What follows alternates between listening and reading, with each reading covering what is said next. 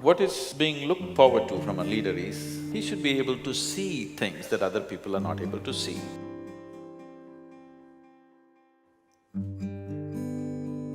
Leadership is not about you asserting yourself over somebody. It is about being able to harness everybody's aspirations and make it happen. What difference can you make in the world is no more in terms of charity. How innovative is your business? That's the business right now.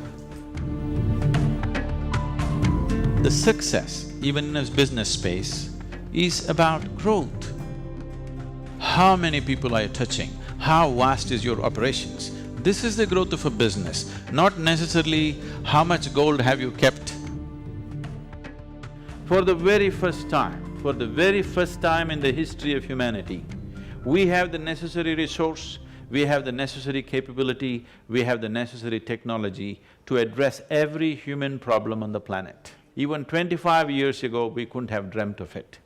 But the only thing that is missing is consciousness. We are producing enough food for 17 billion people. We are only 7 billion people, but close to half the population is starved. Not because resource is lacking, simply because consciousness is lacking. We are still thinking you versus me, we are not thinking we. Changing the consciousness of the leadership shouldn't take a long time if you find access to them. The only global mechanism on the planet is economic mechanism. Politics, military, religion, all these things are split up. Economy is one thing which bridges across all divides. Only an economic leader can cross boundaries and go where he wants. A political leader cannot do it, a military leader cannot do it, a religious leader cannot do it. The only person who can really build what he wants across the globe is only the economic leader ultimately. In this effort, at one time I aimed at the political leadership. Then I found economic leaders are easier to work with, more willing to change. And I think it's very important. The forum has done a fantastic job of putting these people together. Inclusiveness means making sure every human being on this planet has an active role to play in the economic process. Once you're a leader, the very way you think, the way you feel, the way you act, every single thing that you do affects millions of people. When such a privilege has been conferred upon an individual human being, I think it is a fundamental responsibility of every leader to do something about himself within himself, to elevate himself in whichever way possible. It's very, very essential today. In all these years of life, how many of you have passed through one 24-hour stretch, that is one single day, absolutely joyfully, without a single moment of irritation, agitation, pain, frustration?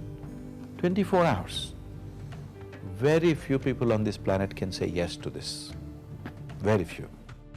If you have to manage 1,000 minds, first of all, you must be able to manage yours, isn't it? You cannot manage your own mind, how are you going to manage 1,000 minds? The only and the worst crime that you can commit in this world, in this life, is you did not explore the full depth and potential of life. Somebody decides what I should eat, what I should wear, where I should go, where I should not go, you call this slavery. But now somebody decides what should happen within me. Is this not slavery? Anybody can make you go haywire any moment in your life. Yes, people can provoke you to lose your balance within yourself. So, if this doesn't change, your ability to master your destiny is very minimal. I would say, if you have mastery of your physical body, about 15 to 20% of your destiny is in your hands. If you have mastery over your mind, about 40 to 50% or 60% of your life and destiny is in your hands. If you have complete mastery over your life energies, then 100% of your destiny is in your hands. The very process of life and death is in your hands. To that extent, one can take his destiny into his hands. But right now you're just thinking about everybody taking your cue and following the leadership the way you want it. You want your industry to go your way, you want your management to go your way, you want your family to go your way. Even on that level, if you have much more control over your physical body, your mind, your emotion and your energies, you will see very easily the world will start following you. Rather than you being a slave of the situations, you start creating situations the way you want it. So this is an inner science. As there is an external science for external well-being, there's an inner science for inner well-being.